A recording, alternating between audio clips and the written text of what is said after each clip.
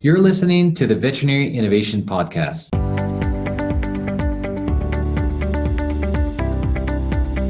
You're listening to the Veterinary Innovation Podcast. My name is Shawn Wilkie, and along with my awesome co-host, we interview the innovators in this space every week.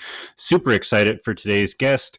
Ivan, please go ahead and get us started. Hey, I'm Ivan Zach. Very excited about our guest today. Her name is Victoria Johnson. Victoria gained her veterinary degree from the University of Bristol and then became a radiologist in the University of Glasgow. She also traveled the world and was working in the Murdoch University in Australia. And she was an adjunct assistant professor in radiology in the University of Florida. And right now, Victoria is the CEO of VetCT. She's the founder and the radiologist. Victoria, welcome to the show. Thanks ever so much for having me. It's a pleasure to be here. All right, so this is very exciting. So VetCT, tell us about it. What do you do and how does it work? Yeah, so essentially we are a vet-to-vet outfit. We work in the sphere of telehealth, but it's actually called teleconsultancy when it's between a vet. I mean, you guys know this already. I've heard previous people chatting about teleconsulting. So essentially it is when veterinarians can consult a specialist for additional help and support on their cases. Our whole mission is about helping veterinarians to feel their best and be their best. And we're really serious about that. We're a veterinary-owned business. We really care about helping veterinarians. We see our sort of secondary job as helping the patients, but actually what we really care about is helping the veterinarians. We started out in radiology, but we've branched out into all the other specialties as well. And we also do an awful lot of teaching and education, which is sort of a big passion for us. So very exciting. The scarcity of specialists is becoming more and more evident in all parts of the world, and you probably have seen it because you've been to all parts of the world. So can you explain how does this work? So it is a vet to specialist app. How does it work? How does one fit it into their workflow? So let's say if I'm running an ER hospital where the GPs, I shouldn't discount that, the GPs would use this service as well, of course. Yep. They would probably use it instead of sending to specialists and have it in the consult and probably benefit both from acquiring knowledge as well as providing service and charging for it. And then for the ER vet, they probably need it on the spot. So for those two, how would one and the other one use it in their day-to-day life? Yeah, good question. So it's a 24/7, 365 service because we run out of 3 different continents. So we're a UK business, a US business, and also an Australian business. So one of our key things is trying to get to this being a 24/7, 365 full service. If you are in the ER hospital, if we start with that scenario, then the idea at this point is that you need help with a tricky case or you have a question, you just need some support, maybe just some reassurance to know that you're doing the right thing. So you would basically create a case in the app, which is really quick and simple to do. You can send us the radiographs direct from your digital X-ray machine or from your PACS. You can send supporting materials such as photos or videos of the patient directly through the app. You can then choose the service that we would provide you. You literally have a sort of tick box. You can choose us to have a text chat conversation with you, just an SMS conversation. You could also choose for us to have a callback service, and that can be an instant callback. Or you can actually book an appointment to talk to us, which is obviously less relevant for the ER situation. They pretty much want the instant callback type service. The specialist will then call you, chat through the case, give you advice. We really focus on that being very supportive and educational advice. A lot of what we're doing is empowering people to learn on the job. And then after that, you'll receive via the app a sort of written summary of the conversation as well. After that, you can continue to talk to us for up to 14 days. Again, less relevant for the ER situation, but certainly for medicine, oncology, cardiology follow-ups, it's really useful to have that ongoing conversation with the specialist. So it works exactly the same for the GP in the middle of the day as well. Interestingly, when we started this, I thought it would be a wonderful service for new graduates because I would have loved this when I was a new graduate, just to have this degree of reassurance and support. And we've definitely had amazing feedback from new grads who really like that reassurance all times of the day.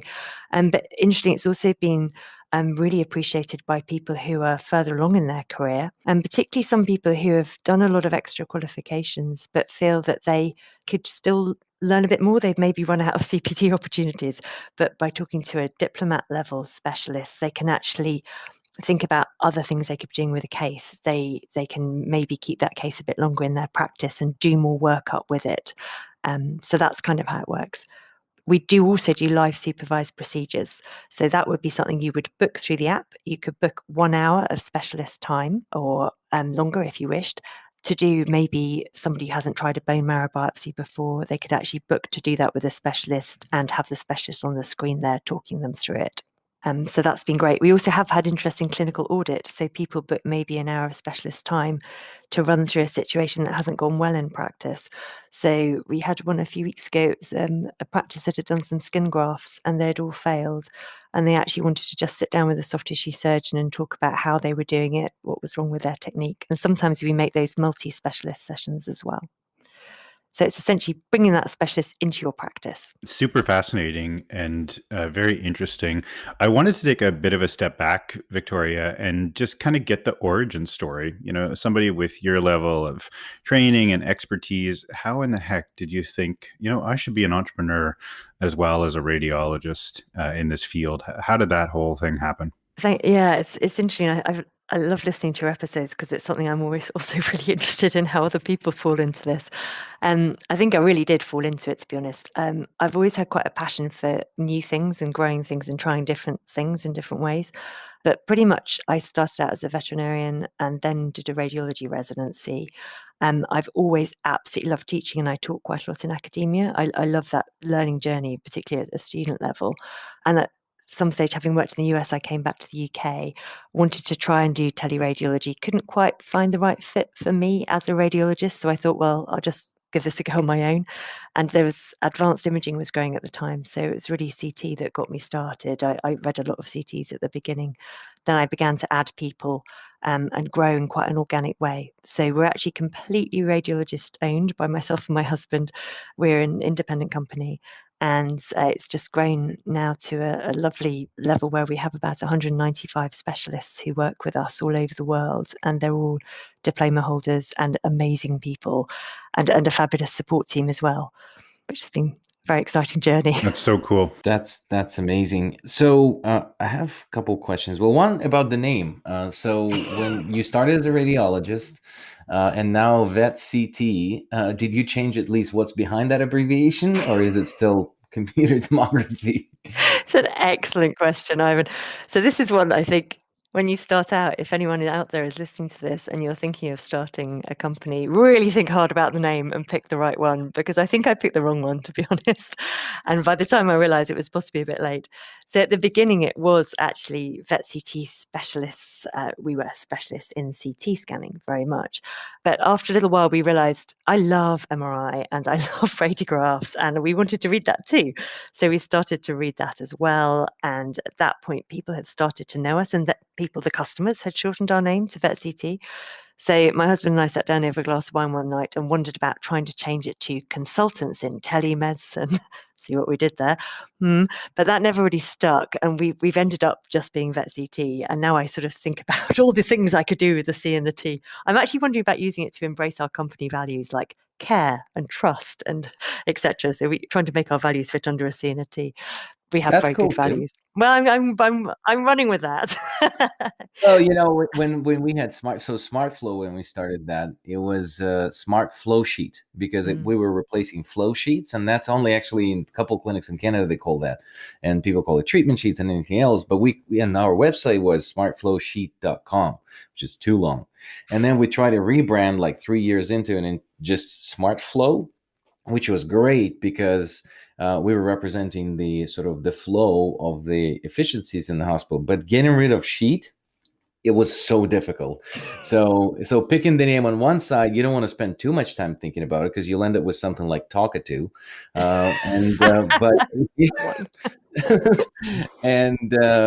But also you want to make sure that if you're thinking the project, but you can never think it through. So I think that the way you're modifying is great.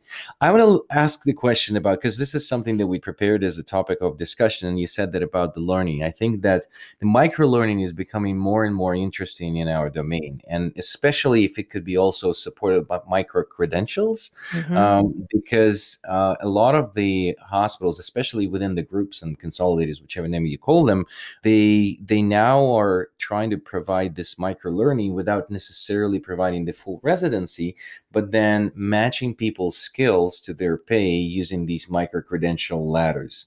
So do you have any opinion on that, or do you guys do something in that realm? Absolutely. I'm a huge believer in microlearning. I think that essentially vets are incredibly busy people, but they are also people who love to learn. So, and actually there's an awful lot of, there's tons of research on this, as I'm sure you guys both know. I definitely know Ivan knows from all the stuff you've done, is about autonomy, mastery and purpose. And just that having that learning and that challenge throughout your career can give you so much more career satisfaction. And that's going to help us recruit and retain vets in our profession longer term. So these are very important things. And to make that learning very quick and accessible, and microlearning's been shown to be at least 3 times more efficient at retaining knowledge than traditional methods of learning. So it's got to be the way that we go. It fits into people's day. It's fabulous. The way our app works, because it's a specialist interaction, actually over here in the UK, the actual specialist interaction counts as CE. So if you talk to the specialist for 30 minutes about your case, you are entitled to get 30 minutes of CE time for that, which is really interesting. Very interesting. Yeah, that's not allowed in the US as far as I know, and it's a little bit grey area in some other parts of the world. So we're only taking it for granted in the UK. But what we're also doing is we own our own LMS that we use for various internal and external things. But on that LMS, we're building micro content that's very fun and interactive and quite gamified. And these will just be very short modules. So I'd really like to make them 3 to 5 minutes because I think that's perfect. But we're actually going to make them 15 minutes so that we can go for race accreditation. And the idea is that each one of those little modules will be worth 1/4 of a race credit, which is the smallest micro credential we can find out there. But I would like it to be smaller and shorter. I think 3 to 5 minutes is ideal. But the idea is that after you've had your consultation with the specialist, so you're in that emergency situation, you call up the specialist, you have a chat with them, they send you a written follow-up. They can also then send you one of these little micro-learning tools as well on our LMS to embed the knowledge more. It's so interesting, Victoria. And I want to take a sideways step, I think is what I'm going to call this question. So, I think I understand your business. You have all of these requests to kind of read cases from all around the world, all kinds of different interactions, whether it's radiology or cardiology or any of these specialties. And I think of your business and I think of Uber, which may sound totally bizarre, but do you guys do anything from a technology perspective to do things like surge pricing so that when you have a very heavy caseload, it costs more money to have a case read as opposed to, when it's a slow period of time? Do you guys do anything like that from a technology perspective? We've looked at this and we've looked at it from both sides, actually, sort of both surge pricing and surge payments to the specialists. So we haven't done that so far, and there's kind of good reasons for us not doing it. Firstly, in terms of the surge payments, it depends where the radiologists are located in the world as to what time cases are coming in, and it's quite difficult to sort of balance that out with different payment patterns. So we work in a really fair way and everybody is sort of paid the same across the board, no matter where they're located. So that's always been, our people are very, very important to us, and we really look after them and try to be a really super excellent employer. So the Uber model wouldn't work for us. That type of gig economy doesn't work. But I guess I think from more of like the consumer perspective, like somebody that wants to radiograph read and they're like, you know what, I don't care if I get it in 20 minutes or in 24 hours. And, it just seems like there's an opportunity for, I don't know, just an interesting play there. No, I agree. And that's actually the side that we have looked at in more detail and might even consider. We're looking at doing it in some very basic respects. So, for example, out of hours pricing potentially could be an interesting way to go. But I like the idea of the surge pricing. I'll give you some really good examples. The hardest periods of the year for us to cover, July and August, when everybody goes on vacation, including a lot of radiologists, Christmas, you can imagine, and also the week of the ACVR conference, where every radiologist hangs up their tools. I've been there. I've been at that conference, and shout out to the IDEX telemedicine team who used to be customers of ours. in a room between sessions reading radiographs. Like they had all their massive computers and massive screens, and just to see how they, made that conference work was pretty interesting. So that makes a lot of sense. Yeah, no, they're hard periods to cover. We don't actually do that because I like our guys to sort of be at the conference mentally and physically. But certainly these are difficult times to cover, and the surge pricing is a really interesting idea. So I want to go back to microlearning. It's fascinating concept, and I think that here's maybe an idea. Again, this is we're throwing ideas at you. I don't know if we're just brainstorming. It's not an That's episode great. of the podcast. I'm writing these down. So it's I work so much right now in this world of sort of trying to provide the supply to the demand, and obviously the specialists are there, but also the learning and the microlearning structure. So did you consider an idea is because you're doing this assisted procedures, and I think it's really cool because if I'm hiring ER docs is a wild card, right? You can have someone who just graduated and are really passionate about it, but doesn't know anything and doesn't have experience. I shouldn't say that. Doesn't have experience with many procedures. And then you can hire, someone who's done it all, and then, and you may compensate them differently. But how do you promote the veterinarian and continuously set the goals? And this is another aspect of my, what I'm fascinated about goal setting and how it's related to burnout. So what if you lay out the path and say that ER docs should know X number of procedures, like, I don't know, there's like 50 of them. And then as they do the procedures assisted with the specialist, then you tick the box of them becoming a true, fully, ER vet. I think it would be really cool if you could actually gamify it that way on your platform and say, if I've done a pericardiocentesis, if I've done, assisted bladder, tap, or like all of these things. And then if it's done with the overview of radiology, or not just radiology, but any specialist, then you can truly say, look, like you've done it. And then you can create these micro-credentials and not be in a structured LMS, this after this after that, but basically sporadically, if you have a case for it and do it with the specialist, then you can tick the box and then sign off as a credits as well if you watched 15 minutes of material to it. So maybe you're not in because you're probably doing that already, but I just got excited about it. We are doing something in that direction, to be honest, and we really are. And I think that is a super exciting way to learn, because if you imagine a procedure like that, how can you learn that? You can learn it in a textbook. You might have seen it at vet school. You might do it with a colleague, but your colleagues are all super busy these days and possibly don't have time to do that with you. Or you can go on a course and maybe do it on a cadaver, but that's really not the same thing at all. But if you learn that procedure on your job while you're actually working, firstly, the context is perfect, and we always retain memories much more effectively when we learn in the environment in which we're going to be doing that procedure in the future as well. So that sort of contextual-based learning is fabulous. But the idea of doing that procedure and building up along that little ladder towards a full set of assisted procedures that you've done is excellent. And we've started doing it in kind of baby steps, to be honest, at the moment.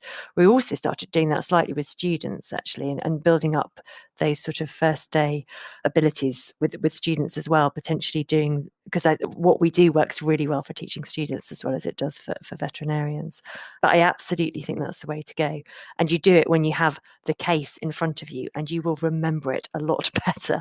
But with that situation, we would do that with a boarded specialist in emergency critical care for that type of thing. No, I'm just remembering my ER days, and then when I started, honestly, I was taught most things by technicians because they've seen it and done a lot of these procedures. So you open the book, they help you, and then I think I had a mentor and worked alongside with a mentor maybe 2 weeks, and that's it. So, and again, I was kind of bullish. I would do any procedure, even if I haven't done it. But that's true, because you either bullish and you just learn on the go, or you're timid and you don't ever learn because you don't want to do it because you don't have it. So I think you're a perfect link between having the case in front of you and being able to do it. So I think that's almost like an equal part to what you provide as a teleconsultant. And if you develop that, I think there's the whole different And now I'm thinking in my head, the go-to-market strategy and who's your customer, and differentiating that from the strategic perspective.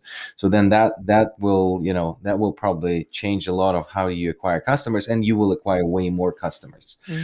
So anyway, that's just, my mind went right there. It's great, but it's really interesting what you said about learning from the technicians. I learned a lot from the technicians as well, and I think they're fantastic. And we're also potentially looking at using this service to support technicians, because I want those paraprofessionals to learn and grow their skills as well. But what we hear increasingly from people is that it's hard to find people in the practice, in the clinic or hospital, to train you.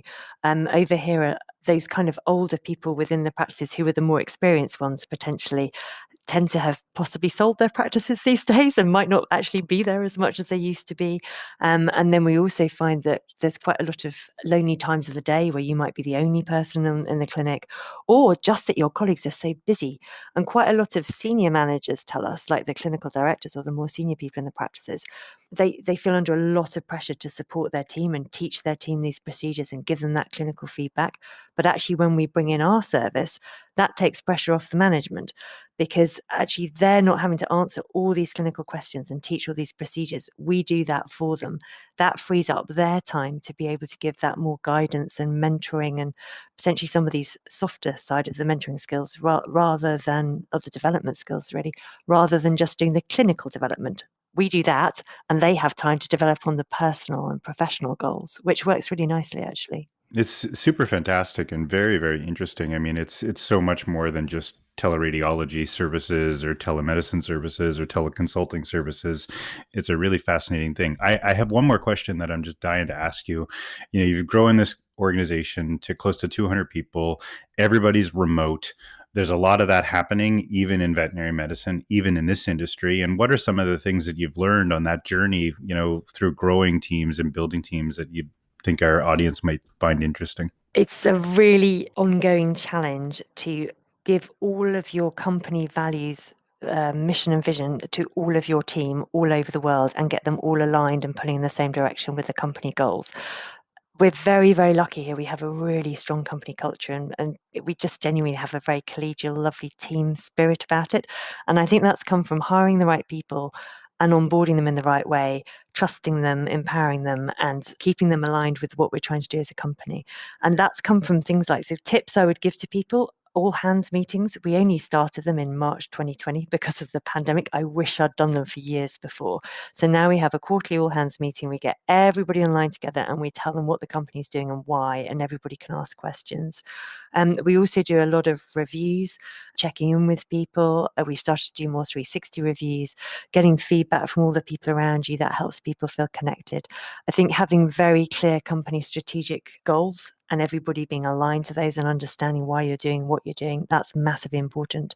I did just learn a very interesting thing this morning, though, because I just interviewed somebody for a non-veterinary role in our company, a leadership management role. And I interviewed 2 candidates this morning in person. And last week I met them both online. And the one I would have hired last week online was the one that today, when I met him in person, I would not hire. So that's a weird and interesting thing.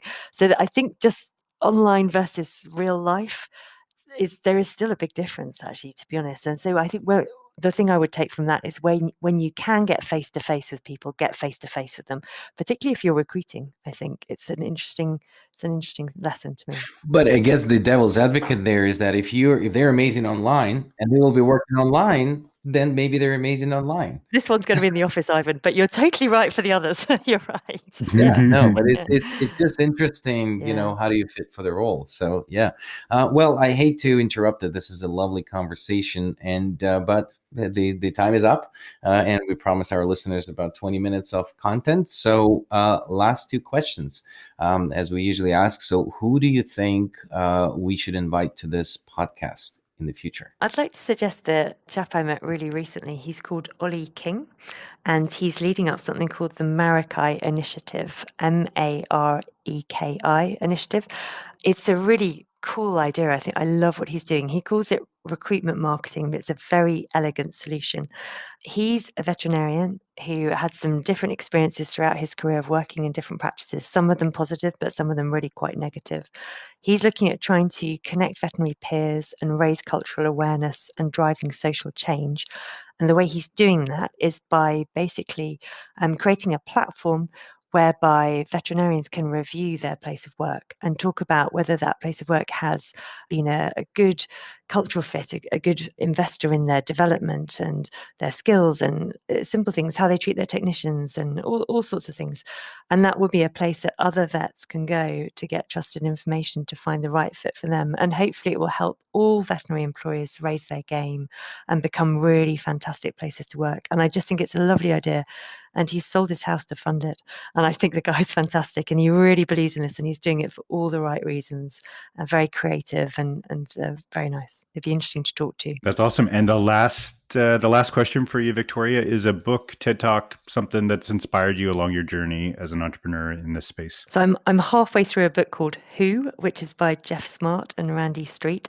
And it's all about hiring the right people into your company. And I think all veterinary businesses are people-driven. My business is extraordinarily people-driven. We totally rely on the wonderful people that work here for our culture, and bringing in the right people into your business is massively important. And there's some wonderfully novel ways of looking at recruitment, similar to what you were just saying, actually, Ivan, making sure that they're the right fit for the role they're going to be in. And it's just a very refreshing take on that. Thank you so much for listening to the Veterinary Innovation Podcast. If you want to hear about our new episodes, please follow us on any social media channel. Also, you can check out our website at veterinaryin.to. See you next week.